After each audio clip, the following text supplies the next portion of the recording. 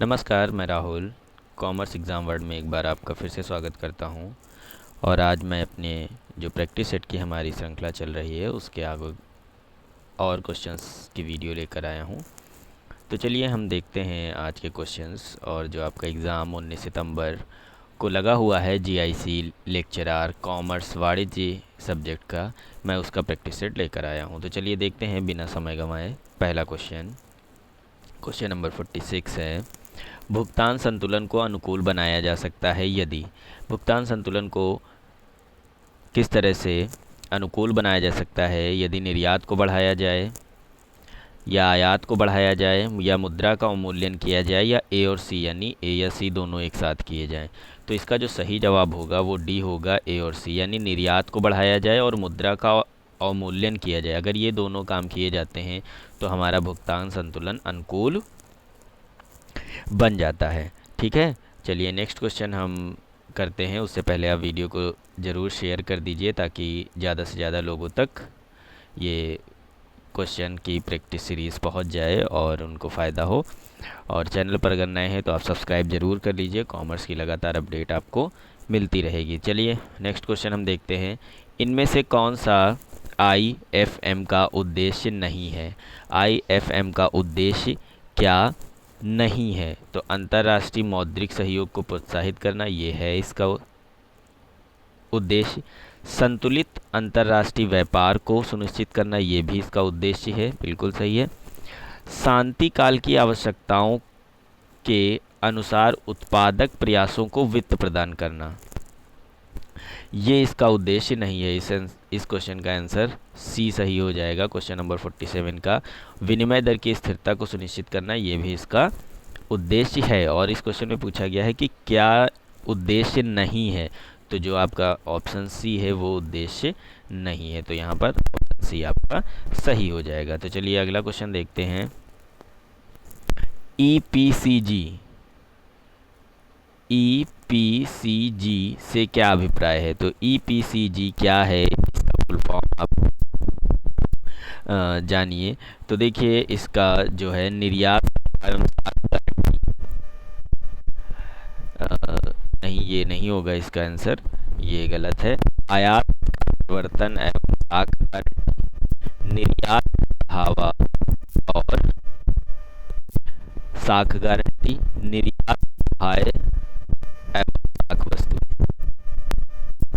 जी हाँ, तो इसका जो सही आंसर होगा वो होगा सी।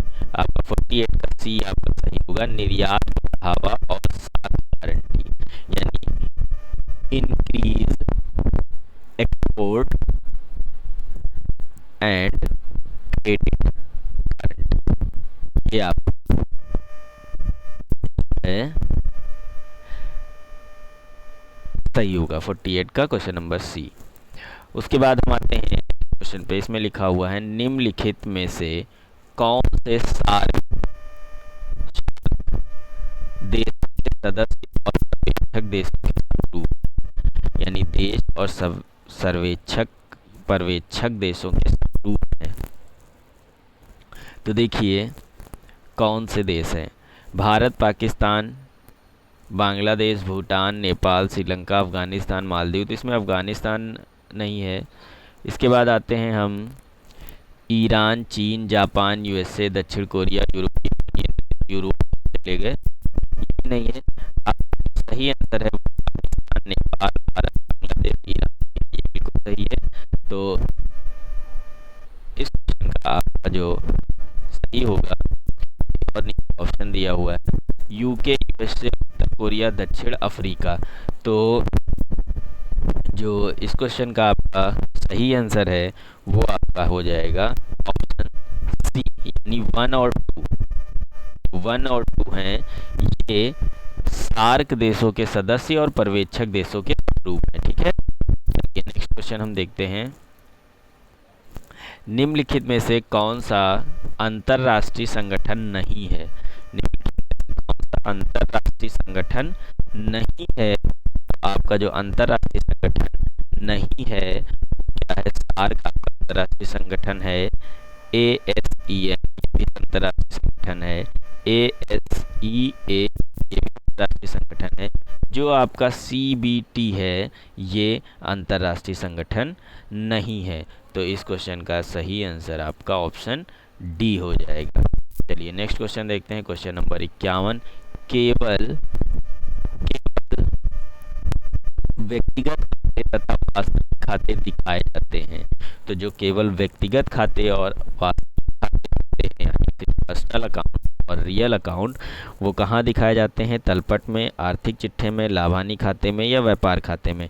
तो जो हमारे रियल अकाउंट और पर्सनल अकाउंट होते हैं उनको हम सिर्फ और सिर्फ बैलेंस शीट, आर्थिक चिट्ठे में दिखाते हैं। तो आपका क्वेश्चन नंबर 51 का आंसर बी सही हो जाएगा। चलिए नेक्स्ट हम देखते हैं क्वेश्चन नंबर 52। वे देय धन जो निकट भविष्य में नहीं बल्कि दीर्घकाल या व्यापार की समाप्ति पर चुकाने होते हैं वो कहलाते हैं। तो वो हमारे क्या कहलाते हैं? जो भविष्य में देय नहीं होते जबकि दीर्घकाल या व्यापार की समाप्ति पर चुकाने होते हैं तो हम उनको स्थायी दायित्व कहते हैं। क्या कहते हैं? स्थायी दायित्व कहते हैं। अल्पकालीन दायित्व जो हमें कम समय में चुकाने होते हैं। संभाव्य दायित्व जिनका भविष्य में देने का जो है प्रावधान हो या उम्मीद हो जिसे हमें देना पड़ेगा। बट जो दीर्घकालीन और व्यापार की समाप्ति पे चुकाने होते हैं उनको हम स्थायी दायित्व बोलते हैं। बाकी ये सभी तो एक साथ नहीं हो सकते। चलिए नेक्स्ट क्वेश्चन हम देखते हैं 53। चालू संपत्तियों में शामिल नहीं किया जाता है। क्या चालू संपत्तियों में शामिल नहीं किया जाता है? रोकड़ आपका ये करंट एसेट्स है, चालू संपत्ति है। व्यापारिक रहती है आपका, ये भी जो है आपका करंट एसेट्स है। फर्नीचर ये आपकी फिक्स एसेट्स है और अग्रिम भुगतान ये भी करंट एसेट्स है। तो इस क्वेश्चन का सही आंसर सी हो जाएगा, फर्नीचर। यानी आपका फर्नीचर जो है फिक्स एसेट्स है, इसे हम करंट एसेट्स या चालू संपत्तियों में नहीं लिख सकते। उसके बाद आपका आता है मौद्रिक नीति संबंधित है। मौद्रिक नीति किससे संबंधित है? मुद्रा पूर्ति से, मुद्रा मांग से, साख पूर्ति से या मुद्रा एवं साख पूर्ति से। तो जो मौद्रिक नीति होती है वो मुद्रा और साख पूर्ति से संबंधित होती है। तो क्वेश्चन नंबर 54 का आपका डी सही हो जाएगा। चलिए हम नेक्स्ट देखते हैं, पदार्थ मुद्रा से आशय है। पदार्थ मुद्रा कौन सी होती है? पदार्थ मुद्रा से आशय है ऐच्छिक मुद्रा, विधिग्रह मुद्रा, धातु की बनी मुद्रा या हिसाब की मुद्रा। तो जो आपकी पदार्थ मुद्रा होती है उसे हम धातु से बनी मुद्रा कहते हैं, जैसे जो सोने, चांदी, लोहे या कॉपर से बनी होती है। ठीक है, तो चलिए ये आपका 55 का सी आपका सही हो जाएगा। तो चलिए नेक्स्ट हम देखते हैं, परिवर्तनशील उपरिव्यय कार्य कुशलता विचरण है। वास्तविक उपरिव्ययों को निश्चित करना, कार्य के प्रमाणित और वास्तविक घंटों में अंतर रखना, श्रमिकों की कार्य कुशलता में परिवर्तन करना, श्रमिकों की कार्य कुशलता में परिवर्तन का परिणाम उपयुक्त में से कोई नहीं। तो जो इस क्वेश्चन का सही आंसर होगा वो क्या है? परिवर्तनशील उपरिव्यय कार्य कुशलता का विचरण है, क्योंकि इसका आंसर सी सही है। श्रमिकों की कार्य कुशलता में परिवर्तन का परिणाम होता है। ऑप्शन नंबर सी आपका ये सही हो जाएगा। चलिए क्वेश्चन नंबर 57 देखते हैं। इसमें दिया हुआ है उपरिव्यय विचरण के संबंध में कितने प्रकार के विचरणों पर विचार किया जा सकता है। तो कितने प्रकार के विचरणों पर विचार किया जा सकता है? तो जो उपरिव्यय विचरण होते हैं उसके संबंध में कितने? 2, 3, 4 या 5। तो इसका जो सही जवाब है वो होगा 2, यानी 57 का क्वेश्चन नंबर ए आपका सही हो जाएगा। चलिए हम नेक्स्ट पे आते हैं, जिसमें लिखा हुआ है, जब व्यापारिक एवं प्रमाप अंकों में अंतर व्यापार के हित में ना हो तो ऐसा विचरण क्या कहलाता है। तो जो ऐसा विचरण क्या कहलाता है, यानी व्यापार के हित में ना हो, ये वाली लाइन आप ध्यान में रखेंगे। व्यापार के हित में ना हो तो अनुकूल विचरण कहलाता है, लागत विचरण कहलाता है, प्रतिकूल विचरण कहलाता है, या इनमें से कोई नहीं। तो इसका जो सही जवाब है वो प्रतिकूल विचरण होगा। ठीक है, तो 58 का क्वेश्चन नंबर 58 का ऑप्शन सी सही हो जाएगा। चलिए नेक्स्ट आता है, ये रिपीटेड क्वेश्चन है, इस पिछली वीडियो में भी मैंने कराया था। Institute of cost and works accounts का पंजीयन किस वर्ष हुआ था? तो इसका जो पंजीयन है वो आपका 59 का आपका बी हो जाएगा। ये शायद गलत है, 1949 में हुआ था ये। ठीक है, 1949 आप लिखेंगे, 44 नहीं। ऑप्शन बी आपका सही होगा। 1949 में हुआ था institute of cost and works accountant का पंजीयन। ठीक है, चलिए नेक्स्ट हम आते हैं, कृषि मजदूर का आधार वर्ष क्या है। कृषि मजदूर का आधार वर्ष क्या है। तो जो हमारे यहाँ कृषि मजदूर का आधार वर्ष है वो 1986 और 87 है। तो क्वेश्चन नंबर 60 का बी आपका सही हो जाएगा। चलिए नेक्स्ट हम देखते हैं, श्रम कुशलता विचरण का कारण क्या है। श्रम कुशलता विचरण का कारण क्या है। तो कर्मचारियों के मनोबल में गिरावट, प्रमापों की अशुद्धता, नैतिकी कार्य में देरी, उपयुक्त में से कोई नहीं। तो जो आपका श्रम कुशलता विचरण का कारण है वो श्रमिकों के मनोबल में गिरावट है। तो ये आपका 61 का क्वेश्चन नंबर ए सही हो जाएगा। चलिए अब हम आपको क्वेश्चन नंबर 62 पर आते हैं, जिसमें ये बताया गया है बिक्री 4 लाख, स्थायी लागतें 1 लाख, परिवर्तनशील लागतें 50,000 हों तो आपका लाभ क्या हो जाएगा। तो आपका लाभ जो है वो कितना होगा। तो अगर आपकी सेल 1 लाख है, स्थायी लागतें उसमें से घट जाएंगी तो बचेगा 3 लाख, और उसके बाद परिवर्तनशील लागतें 50,000 घट जाएगा तो आपका 2.5 लाख लाभ बचेगा। तो यानी इस क्वेश्चन का आंसर डी सही हो जाएगा। चलिए क्वेश्चन नंबर 63 पर आते हैं, इसमें आता है अवशोषण लागत का आशय क्या है। अवशोषण लागत का आशय क्या है। तो 63 में अवशोषण लागत का आशय परिवर्तनशील लागत, प्रत्यक्ष व्यय, स्थायी व्यय, परिवर्तनशील एवं स्थिर व्यय दोनों। तो जो आपका क्वेश्चन नंबर 63 का सही आंसर होगा वो होगा परिवर्तनशील एवं स्थिर लागत यानी डी, क्योंकि इसमें परिवर्तनशील लागत और स्थिर व्यय या स्थिर लागत जो है वो ही आपके सही होते हैं। चलिए नेक्स्ट हम देखते हैं, वार्षिक आदेशन लागत का सूत्र बताइए। वार्षिक आदेशन लागत का सूत्र बताइए। तो जो आपका वार्षिक आदेशन लागत का सूत्र है वो क्या होता है, R/Q0 × CP। ठीक है, नेक्स्ट हम आते हैं क्वेश्चन नंबर 65 पे, कच्चे माल का मूल्यांकन किया जाता है। कच्चे माल का मूल्यांकन किया जाता है बाजार मूल्य पर, प्राप्त मूल्य पर, लागत मूल्य पर, लागत व बाजार मूल्यों में जो कम हो। तो हम क्या बताएंगे, जो कच्चे माल का मूल्यांकन है वो हमेशा लागत मूल्य पे किया जाता है, यानी इसका ऑप्शन सी सही हो जाएगा। चलिए हम नेक्स्ट क्वेश्चन देखते हैं, रोकड़ बही में नहीं लिखा जाएगा। रोकड़ बही में क्या नहीं लिखा जाएगा, क्रय वापसी, कमीशन प्राप्ति, नगद विक्रय, व्यापार में लगाई गई पूंजी। तो अगर आप देखेंगे तो कमीशन प्राप्त भी रोकड़ है, नगद विक्रय में भी कैश मिलेगा ये भी आएगा, और व्यापार में लगाई गई पूंजी में भी कैश को लिखा जाता है। लेकिन जो क्रय वापसी है ये आपकी परचेज रिटर्न बुक में लिखी जाती है, यानी क्रय वापसी बही में लिखा जाता है। तो आपका क्वेश्चन नंबर 66 का ए सही हो जाएगा, आपका ए।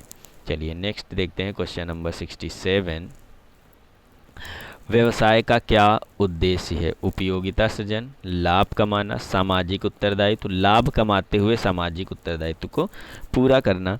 तो ये मैक्सिमम लोगों को पता होगा, आसान क्वेश्चन है कि व्यवसाय का उद्देश्य जो वर्तमान में या आधुनिक युग में माना जाता है वो होता है लाभ कमाते हुए सामाजिक उत्तरदायित्व को पूरा करना। तो क्वेश्चन नंबर 67 का डी सही हो जाएगा, ये आपका बिल्कुल सही उत्तर होगा। ठीक है, बाकी आप वीडियो को लाइक कर दीजिए और ज़्यादा से ज़्यादा लोगों तक शेयर करिए। चैनल पर नए हैं तो आप सब्सक्राइब ज़रूर कर लीजिए, आपको कॉमर्स की लगातार अपडेट मिलती रहेगी, सब्जेक्ट वाइज भी और क्लास वाइज भी। चलिए देखते हैं, ऋण पूंजी की गणना किस प्रकार की जाती है। ऋण पूंजी की गणना किस प्रकार की जाती है।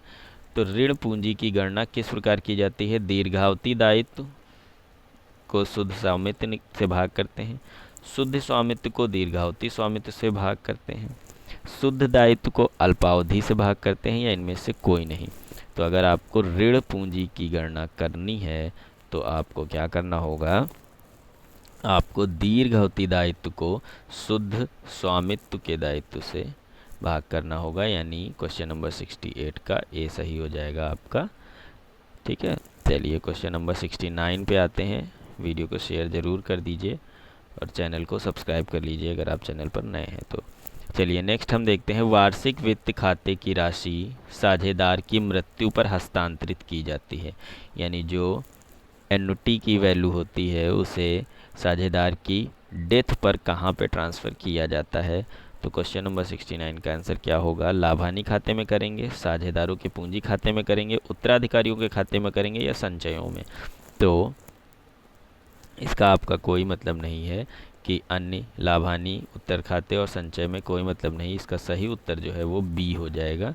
आपका जो एन्युटी की वैल्यू होती है किसी की मृत्यु के बाद साझेदारों के पूंजी खाते में ही ट्रांसफ़र की जाती है। ठीक है, क्वेश्चन नंबर 69 आपका सही हो गया। अब हम आते हैं क्वेश्चन नंबर 70 पर।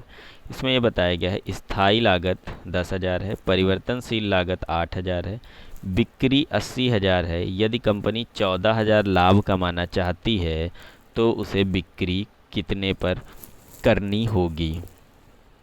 तो क्वेश्चन नंबर 70 का जो सही जवाब है वो क्या होगा आपका, तो 26,667 आपका ये सही जवाब होगा। ठीक है, इसमें बिक्री सेल का निकालना है। ठीक है, तो चलिए नेक्स्ट हम देखते हैं। आज की वीडियो के लिए इतना ही। अब हम नेक्स्ट प्रैक्टिस सेट बहुत जल्द ही आपको आज शाम तक या कल ज़रूर प्राप्त होगा। तब तक आप इस वीडियो को ज़्यादा से ज़्यादा लोगों तक शेयर कर दीजिए और चैनल को सब्सक्राइब कर दीजिए। और यदि किसी प्रश्न में कोई त्रुटि या आपको कोई कमी लगती है तो आप कमेंट करके मुझे करेक्ट ज़रूर करिएगा। Have a nice day, good bye.